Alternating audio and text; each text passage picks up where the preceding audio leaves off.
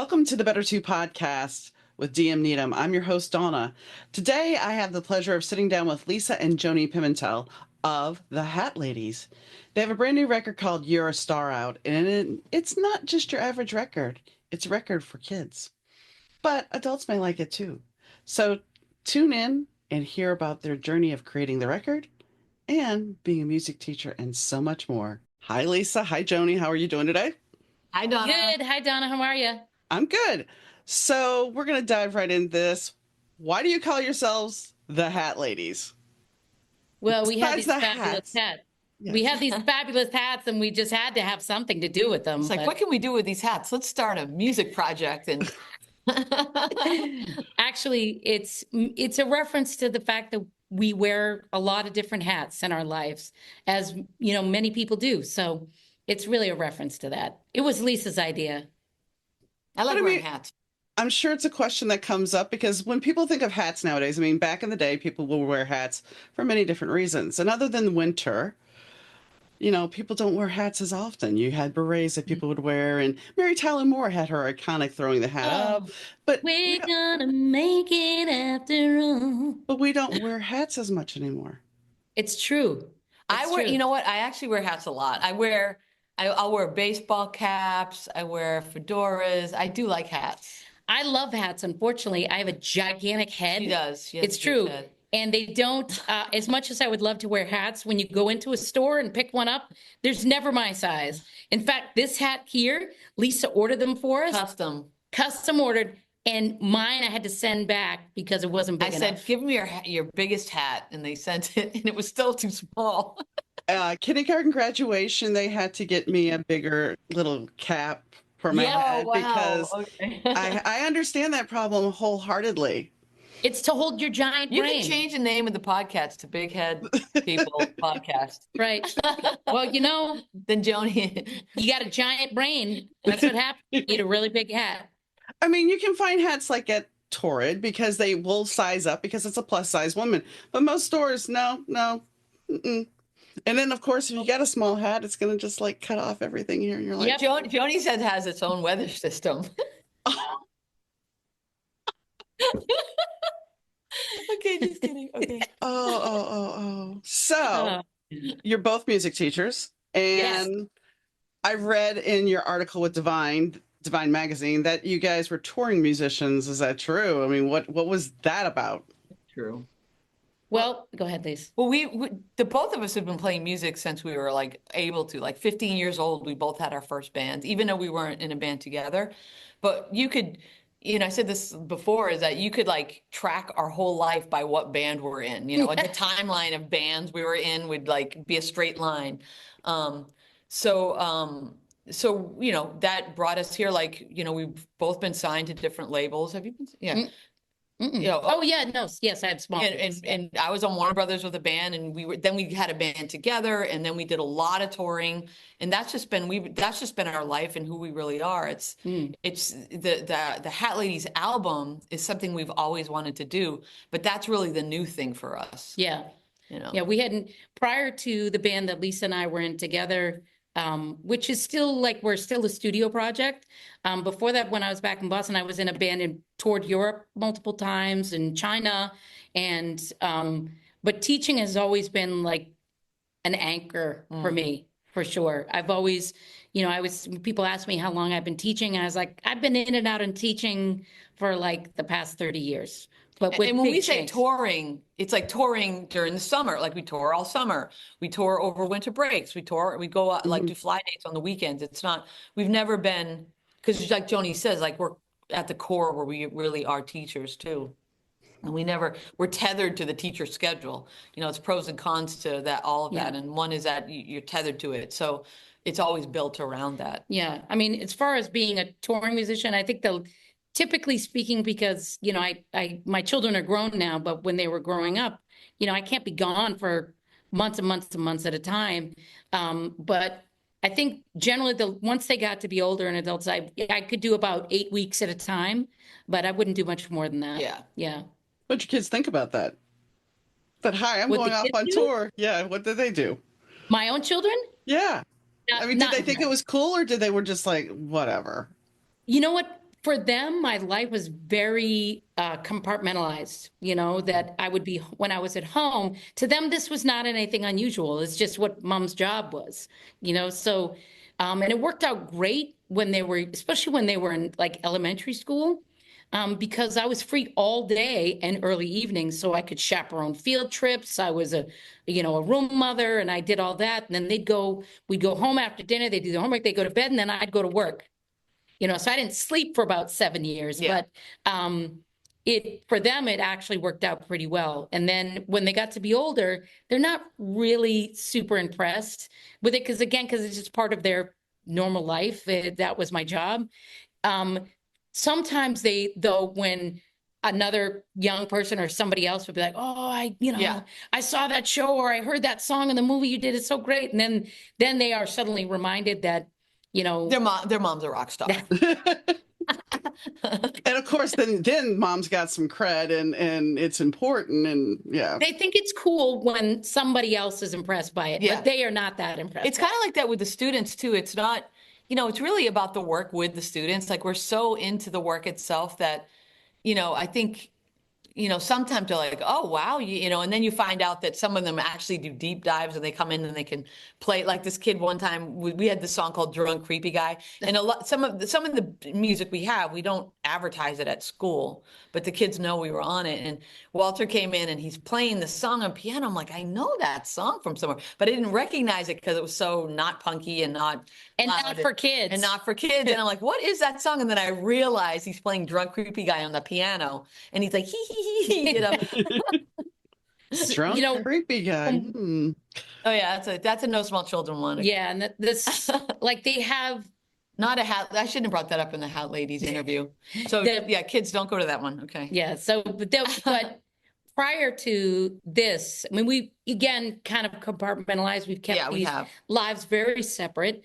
But at one point, some of these families, the parents would just by coincidence be at a show that we were playing, and they would go, oh my God, you're my kid's music teacher. And then the next thing you know, we come in the next day and the kid is wearing one of our t-shirts from our band.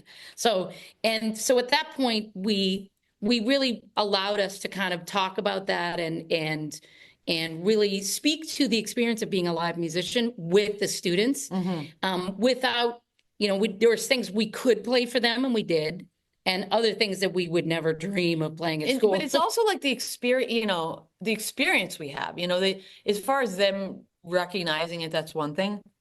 But all the experience we have from the road, all the experience we have from being in the recording studio so much and making our own records and writing our own songs and being in a band and touring and getting on bills with, famous people, all of that experience coming to the classroom is really valuable, as well as the experience in the classroom with the kids and how open they are and how joyful they are. Yeah. And how they want to try things and they're just like so awesome to be around, and to take that energy and bring it out to the road where people are getting kind of beaten down a little bit.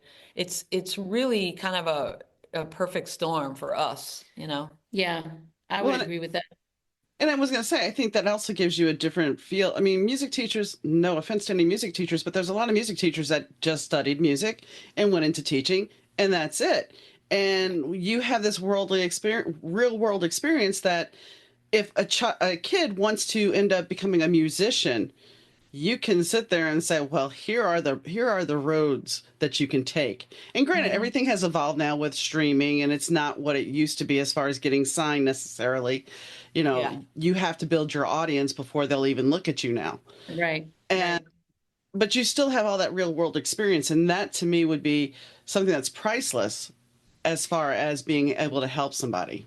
Yeah. It's like the hustle is the experience, not like, like you're saying, being signed. It doesn't really mean much at all, but the hustle and the getting, knocked down, getting back up over and over, or being creative and how to navigate and how to stay strong and how to keep your core values in this very cynical world is all definitely. Yeah, and you get knocked down 6 times as long as you get up 7. Yeah, exactly. So the other part of this too, just speaking to something you were just saying about for the kid who says, I really want to be a musician.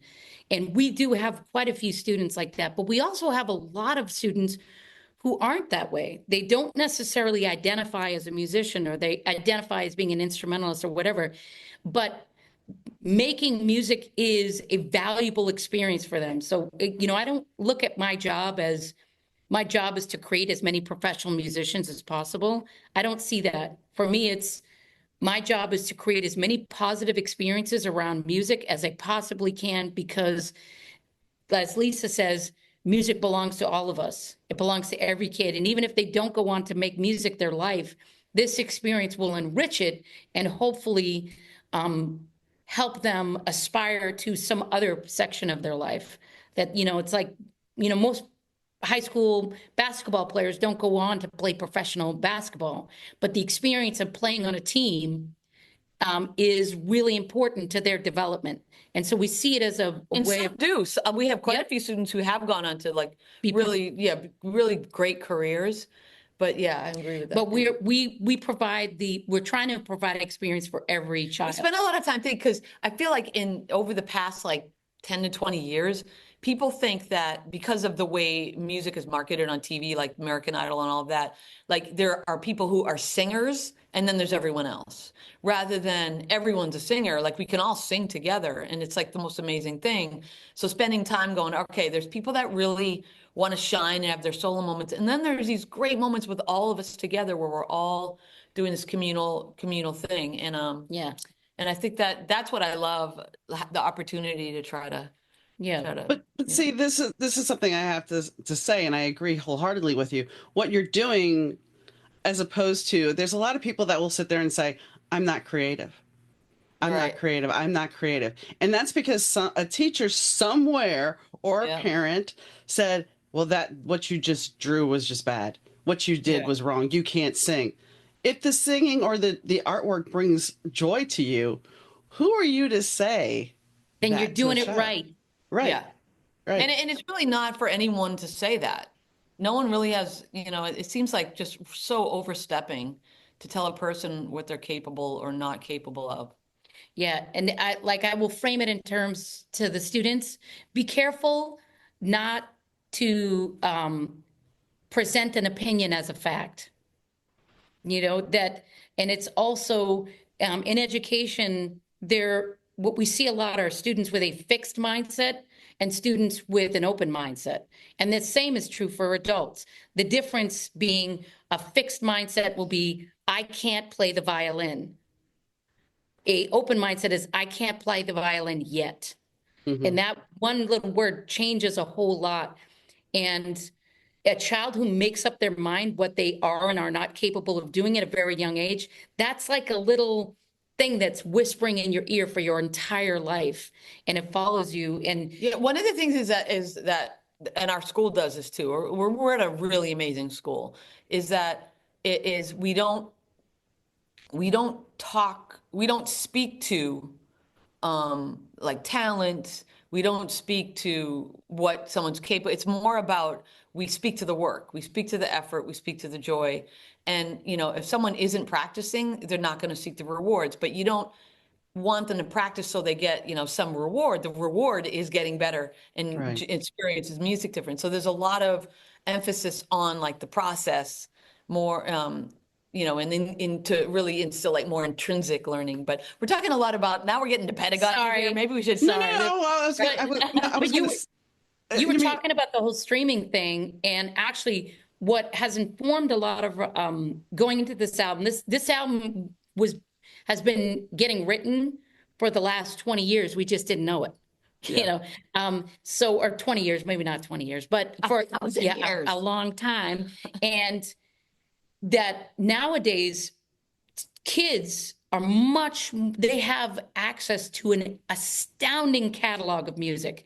And also they are experiencing music differently than maybe I did when I was a kid. I would listen to the radio or this and that, but I rarely listened to the radio with my parents. We had music playing in our house, but nowadays, because of streaming, people are listening and experiencing music together in a way that they hadn't in the past. And also I remember when my own kids were little and the songs that they liked, some of them I just wanted to my God, I couldn't stand them. But as we all know, kids like to hear something they like over and over and over and over and over again. So number one, if you want to have a song that the families aren't going to mind playing over and over again, make it one that they can like enjoy too. Don't it doesn't have to be sticky sweet. You don't have to sing down to kids. Kids like good music too. So we have students who are coming in now who know who the Beatles are. They know who Run DMC is. I heard him singing at recess. I heard some fifth grade girls singing "Total Eclipse of the Heart," like they knew every Yeah. word. I'm like, where did you learn this? Yeah. And it's because they're listening to streaming music. They just love it all. Yeah. It's kind of cool. I remember when I was younger thinking about that everything needed a category. Is it jazz? Is it pop? Is it this? Is it that? And now it's almost like there are the genres, the walls are down so much more. And the kids they don't think genres. They just think, I like it, or I don't like it. Well, and that's the thing. I think music has evolved a lot. And some people, I'll mention an excess and somebody's like, who? And that, I mean, granted, that's a band from the 80s, but they were big in the 90s, but still, some Which bands band? will Sorry. In excess. Oh yeah, in excess. And some people will know who they are, and other people are like, huh? I don't. But the thing is, even if you don't know a band by name, sometime a song will come on the radio. And that will be, I mean, I had a friend over, we were talking about a band, and she's like, I didn't know they sang that song. I love that song, but I didn't know they sang that song. So it's a matter of recognition sometimes just in the music itself without the recognition of the name. Yep. And all that comes with just exposure and sort of the way that you listen to music, and I just remember like when I was young where something would go on and the minute someone heard it, they would just be like, no, I don't like this because it's country. Oh, I don't like this because it's rather than going, oh, what's that? Oh, I noticed that they sound kind of like this. And I wonder if they're influenced by this. And, just trying to listen to music more critically in a good way, like critical thinking way. I would agree with that. It's actually a really good point. Yeah. That's a good point. But anyway. Well, I was going to say, listening to your record, there's a lot to me. I know I was not a huge Spice Girls fan. I ended up getting into it later on, but there's a feel of the Spice Girls in the 90s. Ooh, I'll take it. I like that. I didn't think of that one. Which Spice Girl are you? I'll tell you what I want, what I really want. Yes. But I mean, there's that pop feeling and the danceableness to it. So there's that potential of, you're not going to have just the kids liking it. The parents should like it as well, especially if it calls back to a time when they were younger. Yes. Though it wasn't written. I mean, I know that I do think that adults like to listen to it too, but it wasn't written with that in mind so much. It was more written like with things that we see in our world with children that was like, what, that could be a song to help them get through this moment or something to hype things up. It was more like the song was written. And then because of our pop, like I love a good pop song. So if I love a good pop song, it's gonna make its way into any music that I write, or if I'm in, like you can tell which ones like that came, because Joni and I co-wrote this record, but she wrote most of like half the songs and I wrote most of the other half of the songs. And you could tell like our sort of our different individual we're not in bands together growing, like she was way more we were into different things. And but it's really an extension of who we are when we write a song, including even if it is for a little kid or a grown kid. And we and we take the kids really, one of our sort of core philosophies is that we take children seriously and we take their issues and problems and struggles seriously. So when a kid is, in fact, one of the songs was called When I Go to School, was written, I remember this, I told him too, he's in 6th grade now, but he was in like second or third grade, and it was the first day of school, and he's outside of the room and he's absolutely freaking out. He doesn't want to go into the classroom. He's terrified to go into the first day of school. And the dad was trying to like help him get over it. And it was just so hard for him. And I think that a lot of kids feel that way. And I think that a lot of older people feel that way too. Like my nephew was going to college, and my sister-in-law was like, oh my God, he's going. She said, I was listening to that song, and it's just that feeling of not measuring up is a real feeling for a child and for an adult. So Yeah. it's like when we write that music, that's where it's coming from, like a real life experience. And then, okay, I'm a record producer, so I can make it sound however I Right. hear it. So yeah. And when I say that it's like we were writing music because the families are going to listen together, that wasn't the express purpose of this album, to Lisa's point. But that is the filter I generally go through when I'm writing music, is I write music that I would like to listen to as well. And, for some of these kids, their universe is so small. So the first day of school, proportion to their life, is a really big deal. But and Really, really big deal. to be fair to you, I had a friend who started a new job today, and she had anxiety today wasn't so Yeah. bad because they invited her to the Christmas party last week before the job started. I'm like, that's the best time because you get to see Oh, people yeah. in a normal environment. So today was a lot easier because of that. But she still last night was kind of like, yeah, I'm a little nervous about tomorrow. So You that's got to play still the song. Yeah. I mean, the first day went well, but it's one of those things where it's like there's still that whole anxiety. We always have that anxiety of starting something new or something we're excited about. There's always that underlying anxiety. Right. Right. And everyone's always trying to figure out, like, what's the first step to get through this? Mm-hmm. And how do I, and so anyway, so yeah, so most of the songs are written like that. It's like, oh, you know what?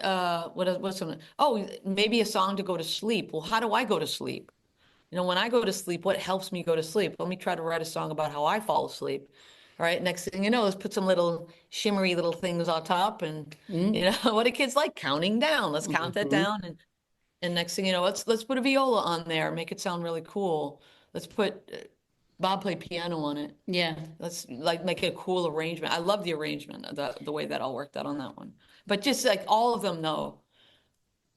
I mean, that's how we write music. We don't write it from, what we want it to sound like backwards. It's like, oh, let's write something and see what happens. And then we can, kind of fit it into different things. And all the songs are representative of a real experience that either we have had or our students or somebody in our family.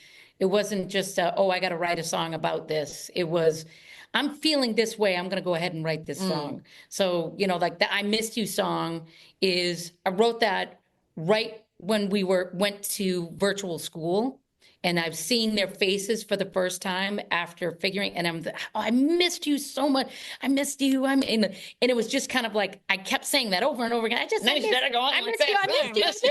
Yeah. And so I was like, okay, that's, music is what feelings sound like. So that's what I was feeling like in the moment. That's a good one. Thanks. Music feeling sounds like. So what made you at 15 decide, hey, I want to be a musician? Was it a band? Was it just something you've always had a desire to be? For me, I never made a decision Okay. to do anything. At 15, I'm like, I'm just going to keep playing music and keep being in bands. And I was in the band. All right. So our story is like, we grew up in a very sort of free range music kind of household. There were instruments around everywhere. The family, we come from a big family. There was always kind of chaotic, fun, family, loving family. So we always had instruments, and Joanie and I, and our siblings too, would always gravitate towards that, and we'd just start making up songs. So that's where it started. And then when I'm older than Joanie, but when we got old enough in the school, we started studying in like going to band, and she did cello and I did saxophone. So we did all the way up through high school. We did our jazz band, we did the marching band, Joanie did the quartet and string orchestra. And then, I had no idea what I wanted. I was like kind of a mess. And the band teacher said, you should go to music school. I'm like, okay, I'll go to So it was just like the next string of events. So I went for music education, and then I got a music ed job, and then I had a band, and then my band got signed to Warner Brothers, and that brought me out to California. And then I went back to teaching. And then I started the band with Joanie, with another teacher at our school. So it's been just sort of crooked line all the way through, you know, but it wasn't like this was a dream. You know, I've never been a person that had a dream that I was trying to fulfill. It was more like kind of grabbing energy as I go through my life and just sticking Kind with of the energy. getting nudged here, getting nudged. I mean, Yeah. I got to be a disc jockey because I won a pizza off the radio. Yeah. Pizza's very powerful. I mean, I won a pizza. The guy, I ended up becoming friends with the jock. He's like, "Hey, my boss is looking for a DJ." Okay. Yeah.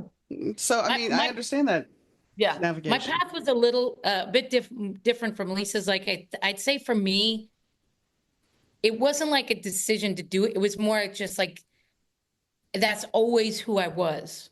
I was always voice is my primary thing, and then strings and a few other things underneath that. But um, it's just it was like my identity. And honestly, the way we grew up, I mean, most of us played multiple instruments, and there was always singing and things like that. And I just assumed every family was like that. Yeah. I really did. I didn't know, and so I, went off to school, and I was singing and playing instruments and all that stuff. And I remember one time being like in the fifth grade or fourth grade, and somebody saying, "Oh, I asked, what instrument do you play?" And I play this, this, and this. And then I said, "Well, what do you play?" And then I play the violin. "What else do you play?" "Nothing. That's it." I was like, okay. Like I just assumed everybody did this, where it was like there was a full concert band in your house all at any given time. But I always just felt like it's who I was, not something that I did, but it was who I was. Oh, yeah. And my life has been a very winding path, but music has always been at the center of it forever, whether I was performing. And Lisa has more teaching experience than I do. But it's definitely more of a winding road, but music was always at the core of it every time. Yeah. So, how did the Ghostbusters thing come about? Okay, so being in basically the music business, which is what we've been part of since we were we're able to. It's always a hustle, it's like, oh, give your demo tape to this, give it that, oh, play your band with this, oh, you're always trying to like get connected to a larger exposure. And we knew it started with we were playing a Halloween show. It was with the No Small Children band. And it was Joanie and Nicola. She was our drummer. She's a principal now up in Northern California. And we played a Halloween show. And we went as Ghostbusters, and we played Ghostbusters at the show. And people loved it. It was so much fun. I mean, who are you going to call? It was really fun. And at the end, someone goes, "You guys should record that." So we did. We recorded the track. And months later, we knew someone working on the movie, because we live in Hollywood, basically. So there's a lot of that. There's a lot of movie and TV people here that you can, I mean, it doesn't mean that you're going to get it, but Right. you never know. And we gave it to this guy who was working on the film, and he, months later, he gave it to Paul Feig, who was the director of the movie, and he heard it, and it was the Friday before the movie locked, meaning it's done.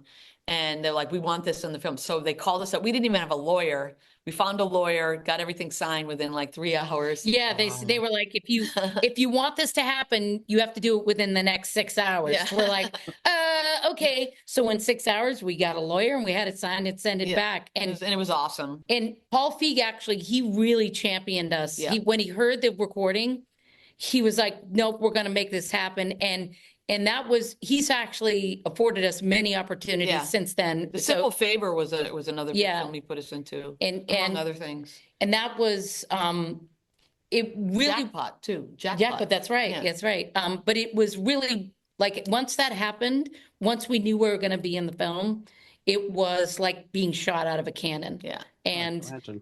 so, and we got to walk the red carpet, and they played our music a bunch of times, and, and we got to see the premiere, and it kept was walking back and forth. Yeah, it was, but they played the song 3 times. It was awesome, but it was such a thrill, and really opened us up to a lot of other opportunities. And I mean, that's the thing about this business, is that the first gig begets the next one, and then the next one, and then the next one. And for the 99,999 things that you throw out into the universe, one of them is going to come back. And so you just keep throwing it out. You keep throwing out, and you keep, creating energy and doing what you love, and hopefully people hear it. And it totally caught us off by Yeah. surprise though, like, because we just assumed it died on the vine. Like Lisa Yeah. said, she It was gave months later. Yeah, she gave it to him, and we didn't hear anything. It's like, oh, okay, because it's like anything else you do, you throw it out there, you say, what the heck? Don't ask, don't get. So we asked, and they we like it was just all of a sudden, we're like, oh my God, this is Yeah, get on your happening. phone. Oh my I God, can't believe it. You know, yeah. Can we pinch ourselves? We got to get new dressing. Yeah. That was the We're first going thing. on the red carpet. Yes. Yeah, it was thrilling. And then and introduced us to a whole bunch of new people, and it was just an incredible experience. Incredible. And but this is And it's cool too because it's a the Ghostbusters song, even the song on its own, because it's a since it's a holiday song, every year it keeps getting played, and our version keeps growing and growing every year, which is really really cool, outside of the movie itself. But this album that we just did with the Hat Ladies is the first time we've actually formally recorded a children's album. It's something this is the closest my two worlds have collided. Usually, like, it's teaching and being a musician, and they don't always overlap. And this time, this is as close as they This are is to. the first time it's overlapped for me. I've never done one before, but where we can come and we can actually, like, we're doing some of the teachers here, are asking us to do the songs with the kids because the kids are home learning the songs, and so we're doing songs here, and people are coming in and asking us about it here, which is a first. And now, and the kids know we can openly be, oh yeah, you can go to this, rather than being like, that's not. Don't listen to that track. Only listen to this one. But the kids now know when they see us wearing the hats on campus, they're like, oh, is the Hat Ladies here today? And we kind of have like our alter ego, the Hat Ladies. We get into our wear your shirt. I know I have a matching shirt to hers, and I didn't wear it. I'm sorry. Okay. I noticed that you guys had Hat Ladies Radio. Is that something like a little interview show that WHAT, Hat Ladies Radio. It's actually part of our web series. We're trying to get it together. We're trying to make a show. We've done two. They're two. They're like 10 to 15, about 10 minutes long. And they're just us being silly, putting a show together of trying different things. We interview people. Yeah. We will, we have this segment called "What's That All About?" And then, so it'll be like, Lisa will blindfold me and then get me to taste something, and I have to guess what it is. And she gave me something the first time, was super sour, and the kids loved seeing me going. They're Like, Pop Rocks. Things like that. But it's just a fun, it's, being creative keeps us sane. So that's just part of the Hat Ladies thing, where we can get on there and just be ourselves, and we can edit anything out we don't want, which is usually we're pretty close right on, though. And then so we put out, they're on our YouTube channel, the Hat Ladies YouTube channel. So we put out 2 episodes, and we're going to be doing one more before, probably before holiday break. As teachers, we're in the middle of our concert season. So it is just Friday. Ridiculously busy. But the line Hat Ladies Radio, actually, I believe that was part of that improvised thing that we did. Oh, yeah. Yeah. So there's Joanie improvised the song, the Hat Lady, the dance part. the Hat Ladies dance song. Yeah. That's Joanie improvised a lot of that, like what you hear on there, including that little radio thing at the top. She improvised it, and then she improvised the first verse. And I don't know about the second verse, but like first take, improvise. We just used it. Yeah, and it was used. So it's like, that was one of only 2 times in my life, the first take Jake, when you get it on the first try. But that was very much the Spice Girls thing. That whole song had that very much that feel. Yeah, it's very like dancey, And the melody, now that you mention it, I didn't even think of that, like the melodically too. Yeah, they but I do it with my kids, like with my littles too, because there's a section, it's like jump, jump, and they jump, crisscross. And so they like going through the whole dance. That was a no-brainer putting that part in. I'm sure. Jump, crisscross, spin, turn around. Now scream, woo. But it's go ahead. No, you. Go ahead. No, go ahead. I lost my train of thought, so I'm gonna volley it back to you. All right. So I noticed that you are trying to get some Grammy interest as well. Yes, this album that came out, we literally released it the day Yeah. before the I voting. think we need a little more runway. Yeah, this was not a particularly long enough runway, but We'll see for next year. yeah, we're kind of hoping for it to be next year. But we did get our hats. Yeah, we were in the race. We were in the race, yes, For sure. We didn't get a nomination this time, but we're hoping the next time that we will, because we'll have a year to runway. Exactly, because nobody had even heard of it. It's one day. So. Yeah, I mean, that's the whole thing about everything nowadays. You have to market, and I hate to say it, it's also, and I know you know this, it's about who you know. Well, and it is, and who you pay. Yeah. Yes. When Lisa has been out in LA a lot longer than I have. And what brought me out here initially was she and I had a songwriting project together with her husband and another player. And so I used to come out like every 8 weeks for 5 days, and we would just write, record. And then I go back to Boston. And then when I finally, I ultimately decided to relocate, and Lisa's, my kids were old enough at that point, and she's like, "Oh, when are you gonna bite the bullet and move here?" And I looked down at my phone, and I was getting ready to go back to 3 degrees in Boston. I was like, "Yeah, now's a good time."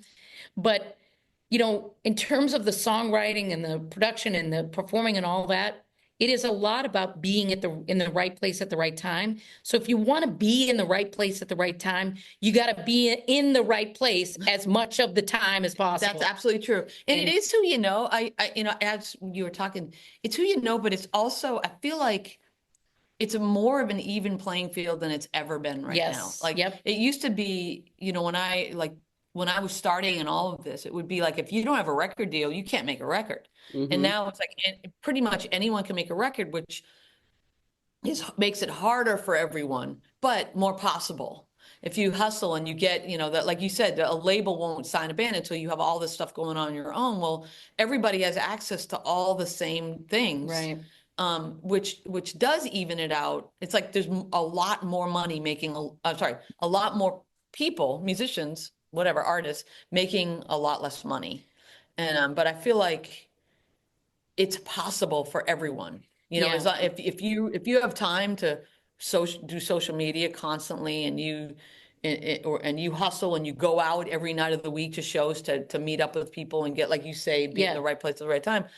You can make stuff happen. Like Pinstock just got a record deal. That's amazing. Yeah, it's and they're just hustling like everybody else. And I do think too that I don't ever recall a time in my life as a musician where that the artists themselves have had as much say over their art as they do now. Like, musicians have never had more control over their music than they do right now.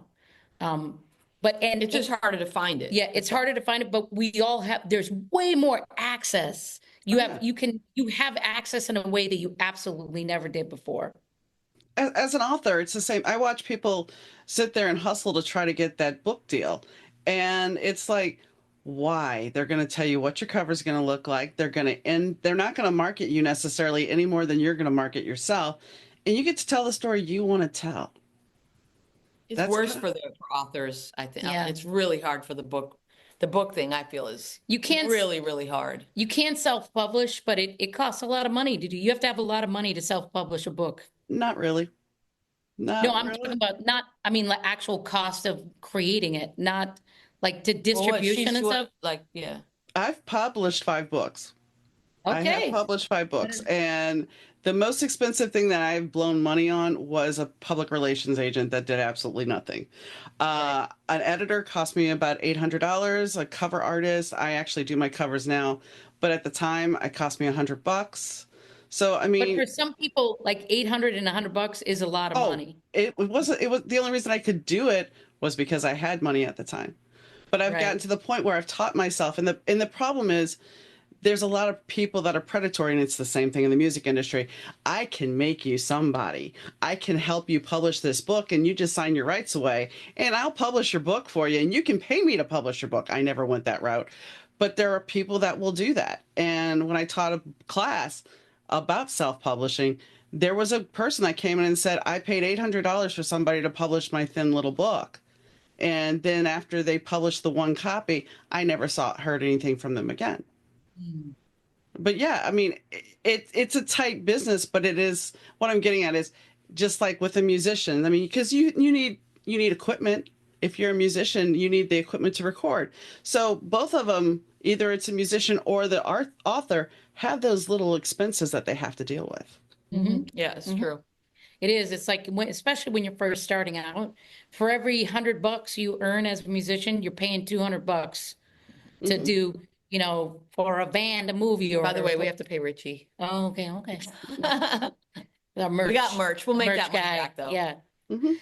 But yeah, And by the way, the merch, I'm going to digress here, is going to be available on thehatladiesmusic.com as soon as Joanie puts it up.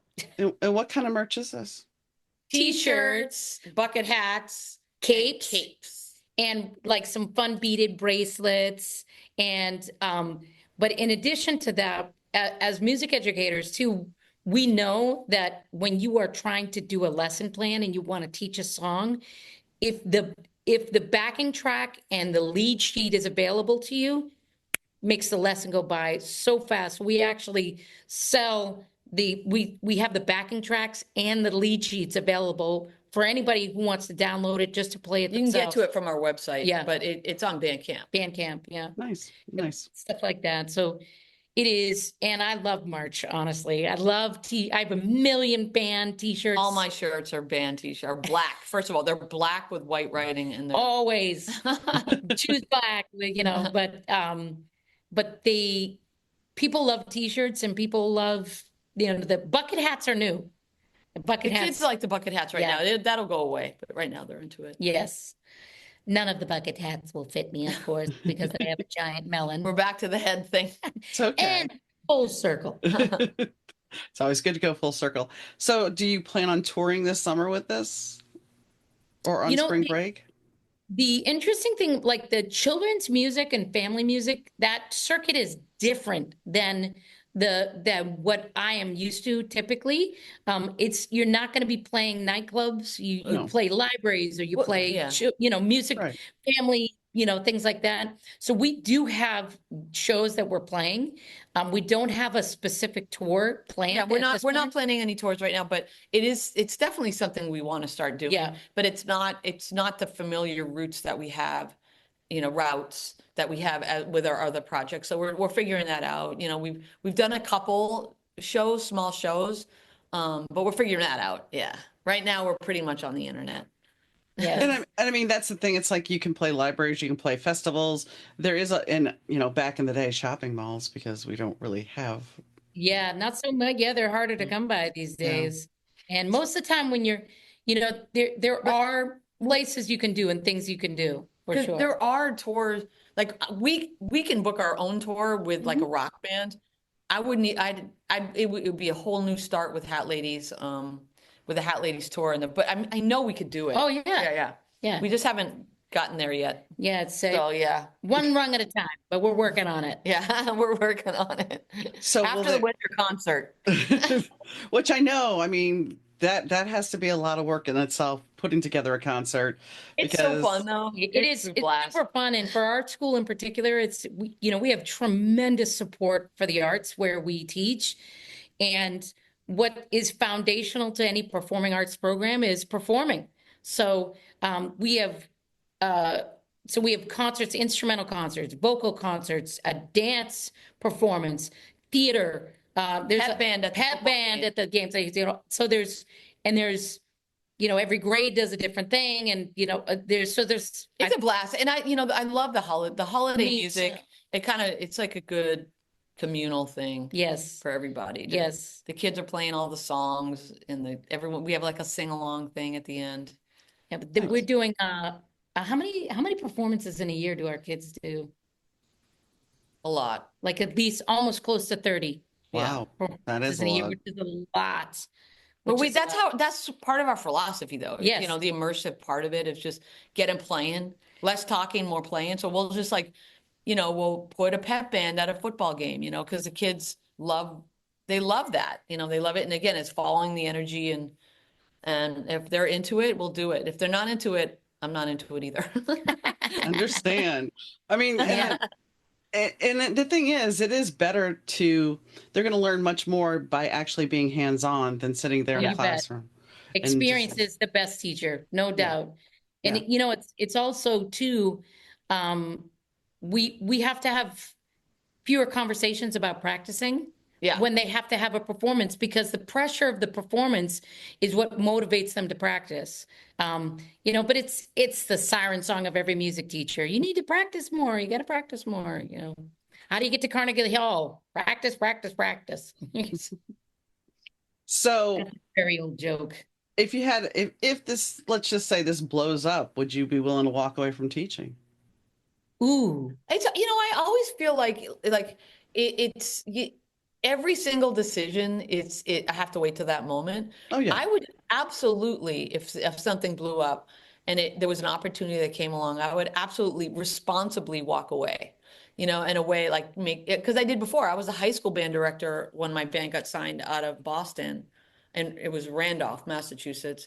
And, I had to leave a job that I loved. I had a whole program, the whole thing.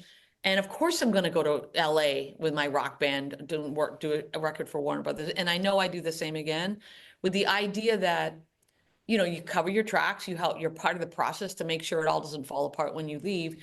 And also with the idea that you can always come back, maybe not to this same school because they might evolve from that. But I know that there's going to be children that need music teachers for the rest of my life, yeah. and maybe it'll be a new thing after that. But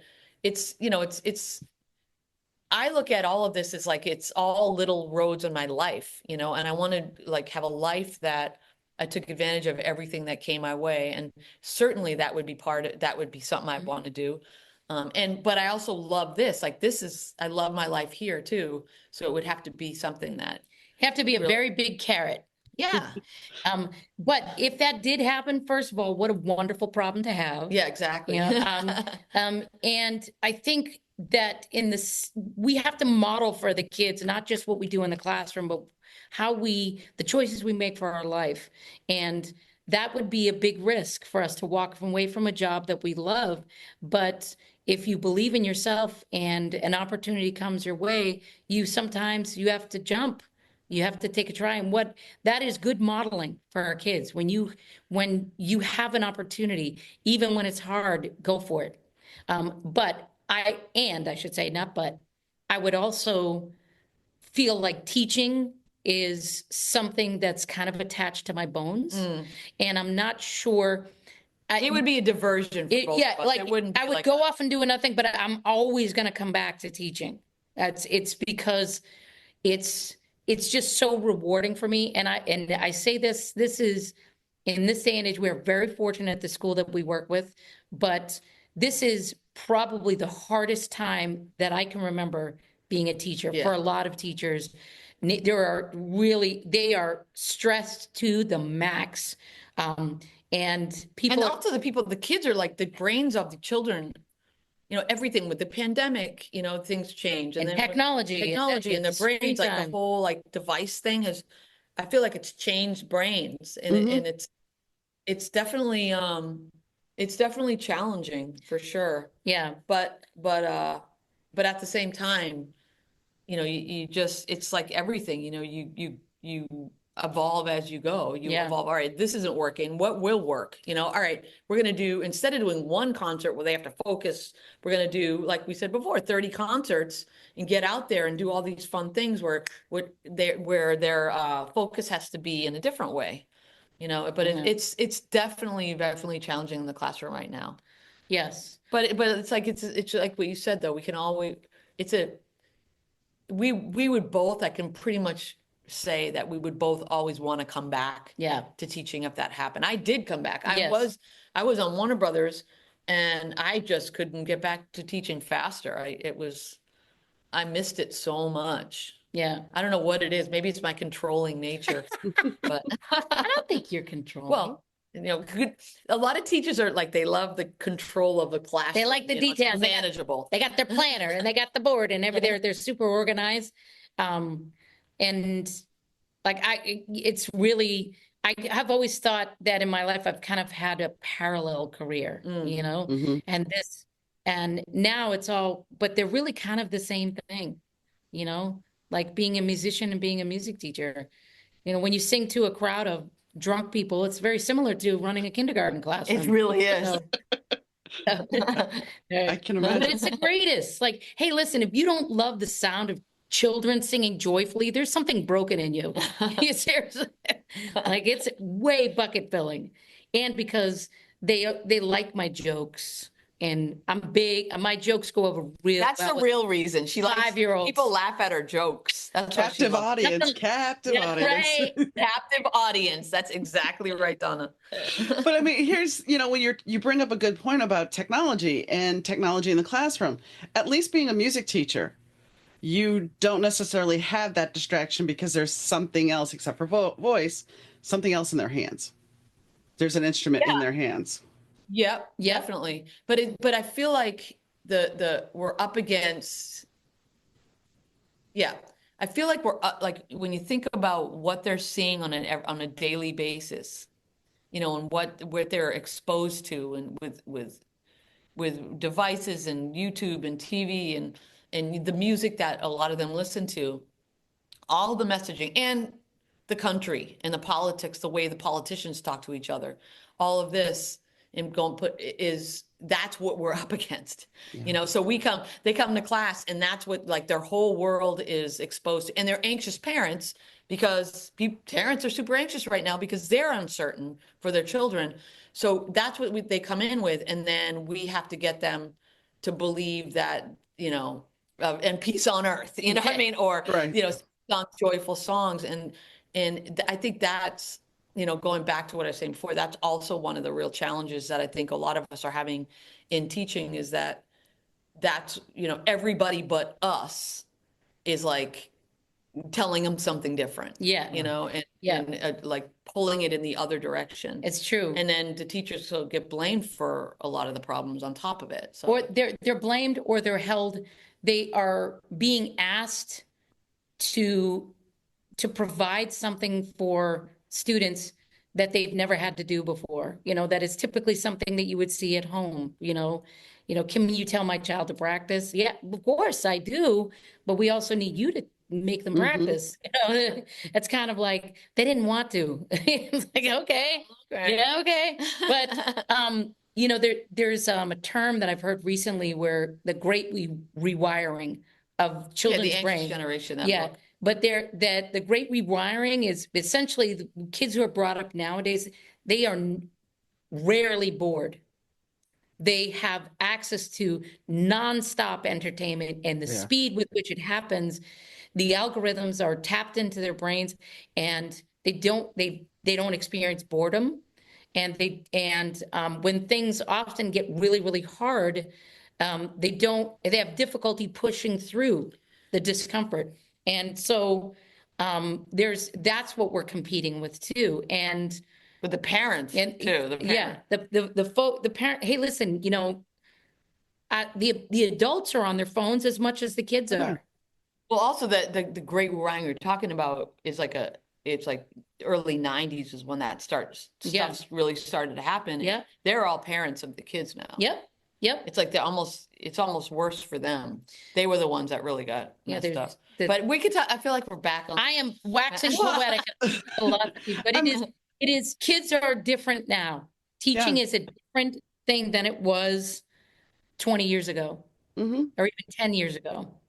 And that's the thing, people have to consider that.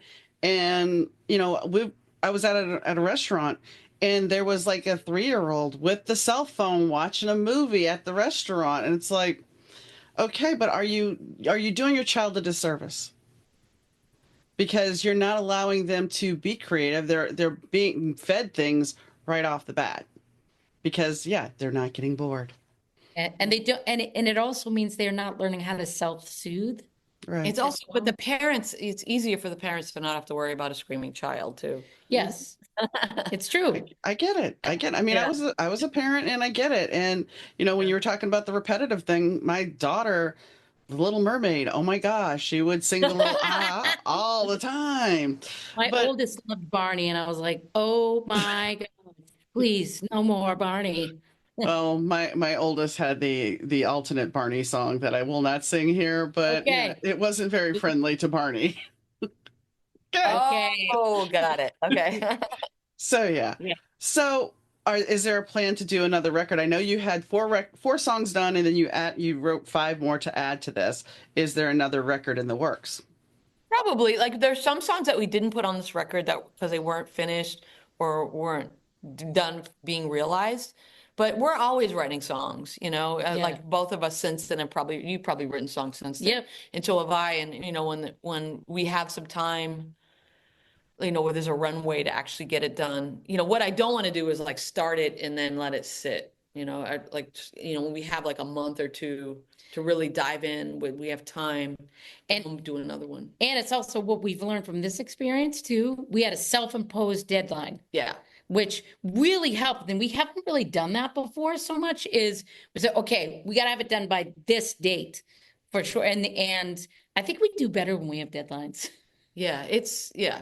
But it I don't think requires, people realize how much work actually like it seems like it's not that much work. It's so much oh work man. to Mhm. make a record from, you know, from beginning to end. And but- Lisa produced the whole album. So it was a Nice. lot of night, a lot of like all day at work, eat dinner. My husband went to the couch and I went to the studio. Yeah. And on And I weekends, wanted to go to the couch. yes. Yeah. And on weekends and But that's you know, probably like for you too, Donna, like with a book, it's like that too. It's like, right. Mhm. you know, it's like the discipline of going and doing the work when everyone else is chilling, you know, and just like, oh, okay, I'm going in for an hour or two every night, no matter what, is really that moment is what makes it happen. Like when you decide. Oh, exactly. It's even with the podcast, because even with the podcast, yes. Fortunately, I have a guy who does my audio. He does come in and do the sound, cleans up the sound. But then I get it back from him, and then I got to match up the video, and then I got to make all the ads. And so there's always these little processes. And I do it because I like doing it, because I enjoy it. I'm not making any money doing this, but I enjoy what I'm doing. So that's part of the reason. It's like writing. It's like I may never be a big best-selling author. But if I can tell a story, and if I enjoy telling that story, and I have a few people that enjoy the story too, then great. And yes, I published 5 books. 3 of them I decided that I pulled because they could be better written. And because I am self-published, I get to do that. Yeah. Nice. Yeah. Yep. So, I mean, that's the thing. So, like I said, Being creative is like, I feel like being creative is part of sanity for a lot of people. For me, it is too. Like, I would rather, you know, just creating something from nothing it really is good for my sanity for Yeah. sure. Making music is the cheapest therapy I have ever gotten. we'll see. And Go ahead. no, I was just gonna say, like, for me too, when I'm feeling badly about something or mad or upset or whatever, I just gotta sing. You know, honestly, it's like how I get the ick out, Hmm. you know, and the process of like writing a song is a way I take the ick and transform it into something awesome. And like that is 100% therapeutic for me, especially the singing part. And I think that's with most creatives. If you don't do something creative and you don't do it for a couple of days or a week or so, it gets blocked and you get agitated. And it's like, it's got to come out because that's part of who you are. That's part of your soul. I mean, when I was 16, yes, I wanted to be a bass player. Okay, yes. And I still own my bass. I really haven't played my bass in 20 years, but Never too late. no, I know. But it's just one of those things where it's like I have other creative avenues and I'll never get rid of my bass. But it's one of those things. It's like, it was a dream I chose not to pursue, but being an author, that was something I always wanted to do. So I finally Nice. did it. And that's the thing with the opportunities with the music business and the writing business now, being an author. You can pursue those dreams. Just have your expectations be realistic Yes. and do it Yes. because you're passionate about it, not because, oh, I'm Yes. going to make $1 million.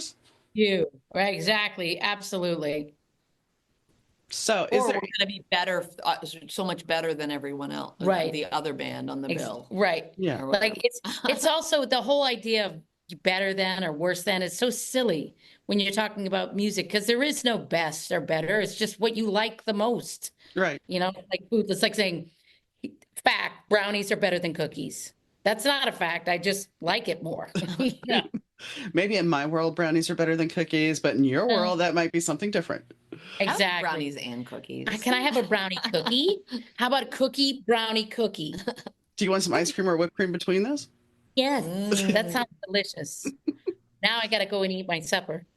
Is there anything that we haven't talked about that you would like to add? Where to find our music, which is on basically all the streaming platforms. You can find the Hat Ladies, and you can find the albums, you can find the songs. Bandcamp has all the credits, has all the lyrics, has all the lead sheets, and has backing tracks.